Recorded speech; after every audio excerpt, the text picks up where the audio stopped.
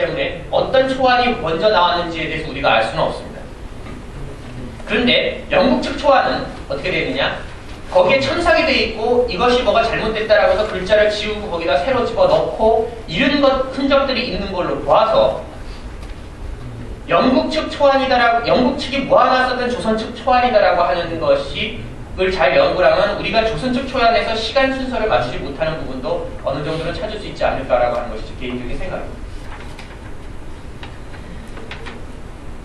미국에서 조선하고 조약을 체결을 할 때 기본적으로는 슈펠트 제독이라고 하는 개인 그리고 특히 해군의 영향력이 막강했었다면 영국하고 관련된 부분에 있어서는 외무성의 주도권자라고 하는 것이 확실히 보장됐습니다.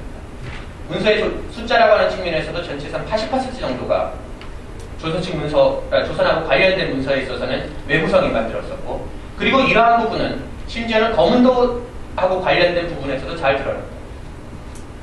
거문도를 실제로 점령을 하는데 이 점령하고 관련돼 갖고 처음으로 미국 측에서 아이디어가 나왔던 것은 제너럴 셔먼호가 있었던 1866년입니다.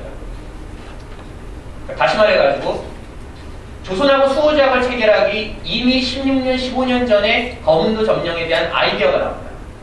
그런데 이 아이디어를 누가 내느냐? 당연히 점령이다라고 하는 것은 군사적인 행동이고 군사적인 행동이기 때문에 해군 장교들이 됩니다.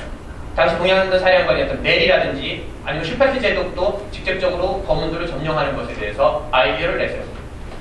물론 슈펠트 제독이 나중에 와서 조선하고에서 협상이 잘 지지부진 되니까 이제는 군사력을 한번 사용을 하자 그러면서 군사력 사용하는 것과 관련돼 가지고는 우리가 거문도를 점령할 필요가 있다라고 얘기하지만 본국에서는 군사력은 사용할 필요가 없고 하지 않아야 된다라고 명시적으로 다시 명령이 나옵니다.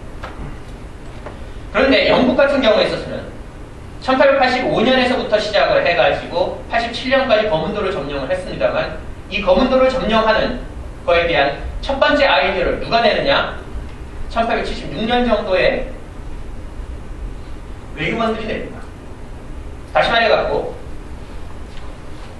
거문도 점령 자체도 기본적으로는 그 지역에 있어서 외교관들이 주동을 하고 그리고는 같이 갔었던 해군 장교들이 외교관들의 주장이 옳다라고 하는 형태를 갖고 한 3, 4일 이후에 해군성에다가 좀 더 자세한 군사적인 보고서를 올리는 형태가 됩니다.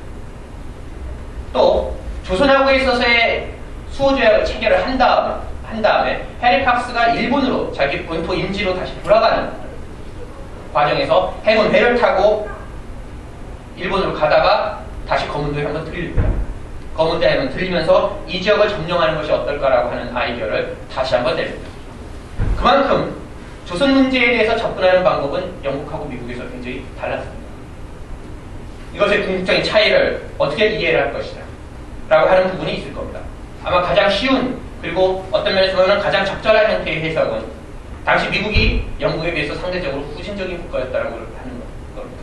당시 세계 국가였었던 영국은 기본적으로 세계 국가답게 전체적인 형태에 있어서의 모든 것을 고려를 하는 외교관들이 모든 외교 협상에 전면에 나갈 정도의 인원과 능력이 됐었고 미국은 아직까지 그와 같은 형태에 있어서 능력을 갖추지 못했었고 그렇기 때문에 조선하고에 있어서의 수호조약이다라고 하는 것도 국무성이 자기 자신이 가지고 있는 인원과 능력으로 처리하기보다는 일단 해군 장교들의 해군성에 도움을 받아가지고 조약이 체결되면 좋고 안 되면 관두자라고 하는 형태로서 굉장히 소극적으로 대처했다.